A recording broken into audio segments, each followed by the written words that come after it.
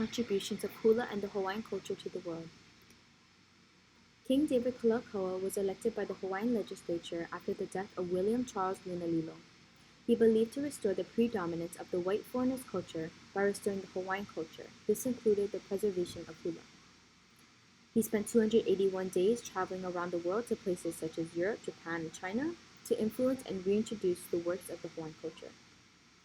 On July 6, 1887, Kalakaua was forced at gunpoint to sign the Bayonet Constitution. This constitution was formed by a small group of white businessmen. It gave them more power, and Kalakaua couldn't rule. In 1886, Kalakaua celebrated his 50th birthday at the Iolani Palace.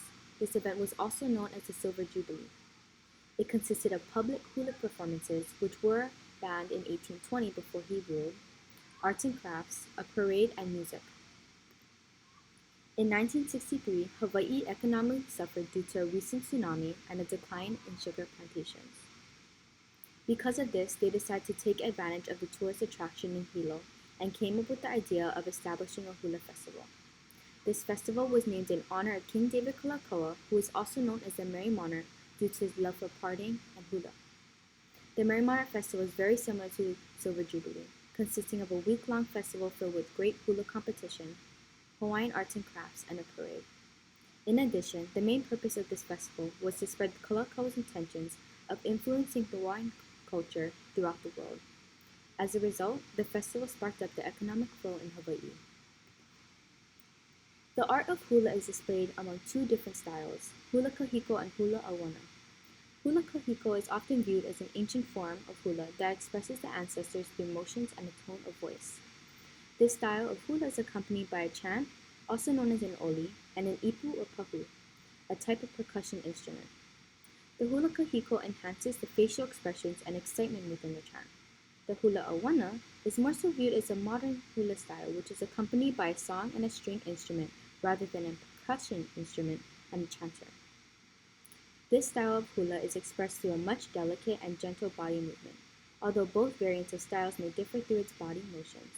Both hulas tell a story through the dancer's facial expressions, music or chant, and body movements. So how is the Hawaiian culture spread throughout the world? Well, during the 18th century, the Hawaiian diaspora had started when Hawaiians were working aboard on foreign ships. This globally dispersed ethnic Hawaiians to places such as North America, Europe, Australia, and other places within the United States.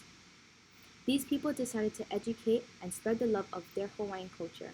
As a result, people in Europe, Japan, Canada, New Mexico were greatly influenced and wanted to learn and take part in this indigenous culture. This brings to what ways do these foreign countries want to take part in portraying the culture and how they portray it. Well, one great example would be the Hula Oni e Hula competition. It was founded in 1991 by Kumuhula Hokulani Direko and Kumuhula Larry Direko.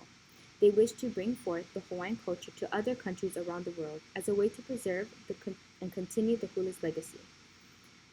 This competition took place in various places, such as Europe, Japan, Hawaii, and especially Vienna.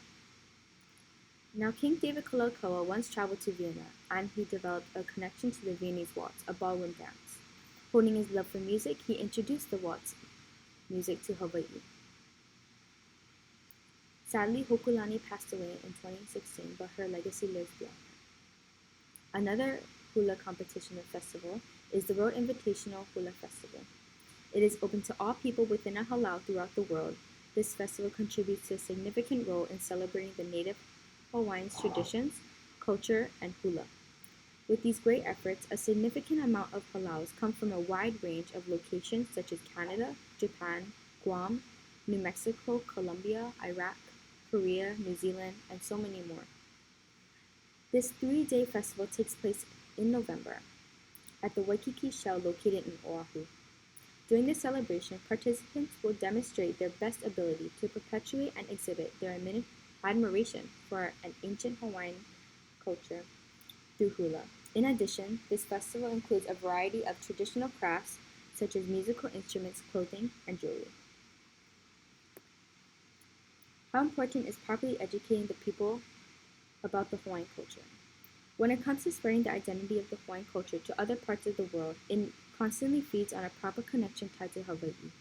A kumu hula serves a great example, someone who has the ability to provide a structured foundation for learning and maintaining the originality of Hawaii and its culture. In what ways are the core teachings of hula important to the world? The core importance of teaching hula, perhaps from a kumu hula to Haumana, their student, not only tells a story about Hawaii and the Hawaiian people, but it also presents that hula is a way of life. According to King David Kalakaua, a famous quote of his, "Hula is the language of the heart, therefore the heartbeat of the Hawaiian people." It's important because it really expresses how hula is a way of life. It expresses the emotions that we possess, our life cycle. Hula serves as another way we communicate with the world by dancing and an array of motions. In total, hula goes beyond words. Mahalo.